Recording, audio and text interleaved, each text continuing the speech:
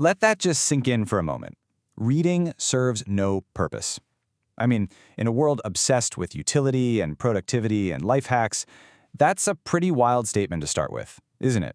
But it's the core of a really fascinating argument we're going to unpack today. So, why do we read? It feels like such a simple question, right? But the French writer Charles Dantzig has some really profound and honestly pretty surprising answers that we're going to dive into right now.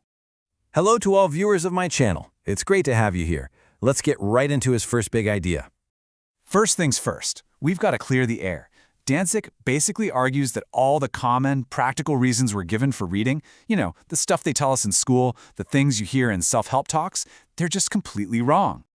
Think about it. We're told we read to gain knowledge, but Dantzig says literature offers something way more valuable: analogy, a way to understand through feeling, not just memorizing facts. We think it's supposed to comfort us, but so often the greatest literature is what disturbs us, what shakes us up. And this whole idea that it makes us better, more moral people? For Dantzig, nope. Literature is not some tool for self-improvement. And this quote just nails his point perfectly. He's suggesting that real-world experience can actually just confuse things, muddy the waters. But the structured, thoughtful world inside a book, that's where you find true clarity. It's a total reversal of what we're usually taught, and it's a powerful idea. Okay, so this leads us to one of Dantzig's most compelling ideas, the idea that reading is, at its very core, a wonderfully selfish act. Dantzig uses this amazing analogy. He says a closed book is just paper with sleeping thoughts inside. It's like Sleeping Beauty. But when you, the reader, open it, you become the Prince Charming. You're the one who awakens this entire world and brings it to life inside your own mind. You're not just consuming something, you are actively recreating the work. And at the end of the day, that's the whole point. We don't really read for the author or for the sake of the book itself. We read for ourselves. We are all, in a sense, egoists with a book, using the text to figure out our own consciousness. And you know what? According to Dantzig, that is exactly how it should be. All right, get ready for another idea that might feel a little challenging. If reading is for ourselves, does it at least make us better selves? Dantzig's answer is a big, resounding no.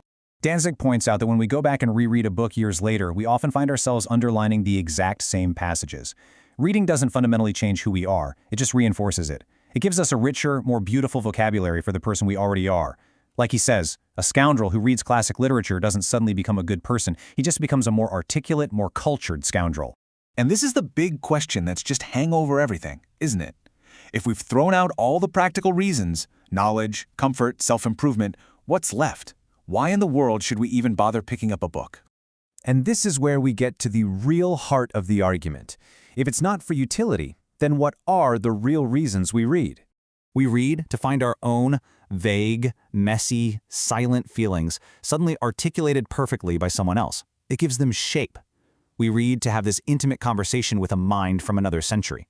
We read, and sometimes, just by a happy accident, we catch a glimpse of ourselves in a way we never could have seen on our own. And beyond that, we read just to be in the presence of pure talent. But ultimately, Dantzig says, we read for the same reason we do anything that really matters, for love. Love for the characters, love for the author, and in the end, love for literature itself. And this love, it's an active, possessive thing. A good reader doesn't just leave a book clean and perfect on a shelf. No, they argue with it in the margins. They underline passages with passion. They cover it in notes. They are, as Dantzig says, like a tattoo artist, permanently marking the text and making that book uniquely their own. Which brings us to the final and maybe the most powerful idea in this whole essay. Reading isn't just a personal act. In our modern world, it's actually an act of rebellion.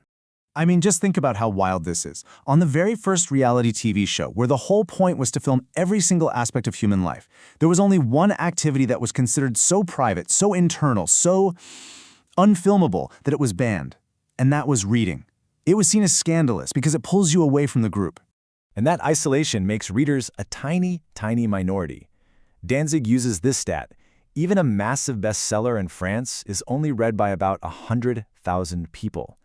That leaves almost 64 million who don't read it. So dedicated readers, we're a small, almost monastic kind of community, living just outside the mainstream. And right here is the beautiful paradox of it all. Reading is an act of deep solitude that pulls you away from all the noise. But in that very isolation, You connect with this huge, invisible community of other loners across space and time, all sharing in that same quiet, eternal moment.